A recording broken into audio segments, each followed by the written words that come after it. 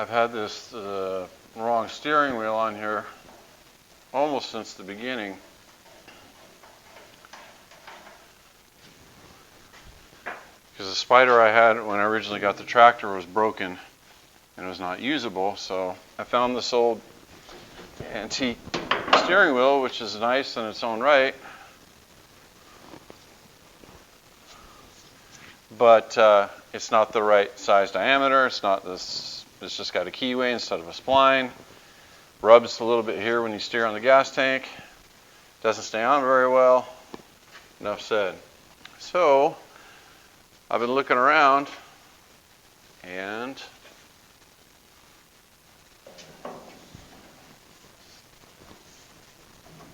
son of a gun, look at that. I got this on eBay, just the spider. It doesn't have the rim yet. I got to find that still. But I got this spider on eBay for 28 bucks. And this is an original piece. It's not reproduction. So that was a big score. It makes me very happy. It fits perfectly on there. So now I just got to find a rim for it. But man, these things are hard to find. I checked the Fordson house. Evidently they make reproduction steering wheels, but they were on back order. So I started scouring the internet. Happened to see this one on eBay. Caught my eye, and these spiders have a very unique look to them if you study them just a little bit. They're pretty deep. You know, from the hub up to the steering wheel, it's pretty deep because it does have to clear here, like the other one was rubbing, like I said. So they're pretty deep. They have a big spline, and they have these ridges on the back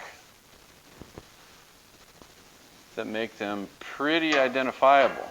So when I saw this on eBay, it caught my attention right away. Son of a gun. This piece, I don't know, I mean, it's probably worth a lot more than 28 bucks.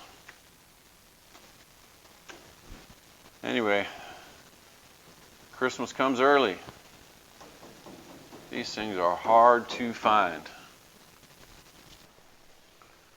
The other thing I found recently was I found 2 more of these tractor unit coils. If you know your coil history, Ford made these special tractor unit coils just for these Fordson tractors, but only for, I think it was 3 years. And then they decided, you know what, the coils we're making for the cars now are also good enough for the tractors, so they started using the coils from the Model T cars at that point. But you don't see these tractor unit coils very often.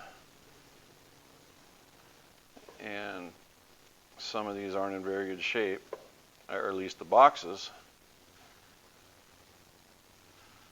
But this is something I've been collecting, trying to get, so all 4 of them are tractor unit coils. Of course, the other ones, regular Model T coils, work just fine, but this is just me being a nerd and trying to find a full set of them. Anyway.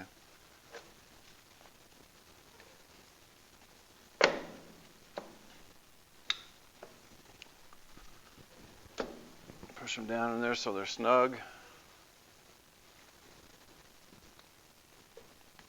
Do not grab points by the nose or anywhere on the bridge at all. Grab them by the boxes, or if you can't grab them by the box, grab by these 2 posts right here. This one and this one. Just sort of grab it like this and pull up. Don't grab anywhere along in here. And same thing when you push them down. Don't push down on this part. This is how you adjust this bottom part. That's how you adjust the tension. And if you push down on it, run the risk of throwing it out of tune. So when you push down, just push down on the boxes, tops of the boxes. Or these 2 posts right here, straight down, straight down, straight down.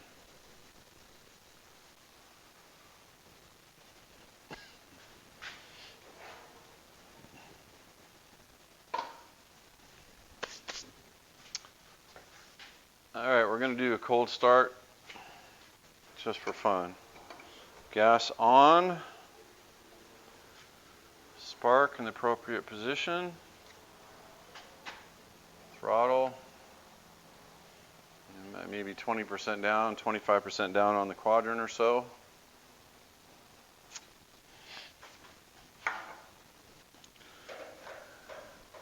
I remove the brass screw plug in the top of the mixer assembly on top of the carburetor vaporizer assembly and put some Valvoline starting fluid down there.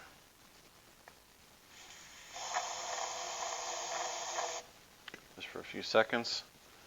This seems to really help. As opposed to just pouring gasoline down there, the starting fluid sort of goes in already in a semi-atomized state, because of the aerosol cans going in as a mist. And I believe that makes it more combustible. Okay, the other thing I do is full choke, power off, spin it twice. The idea is to hopefully suck some gas up into the chambers on full choke. So this is good to go. I'm going to turn the battery on.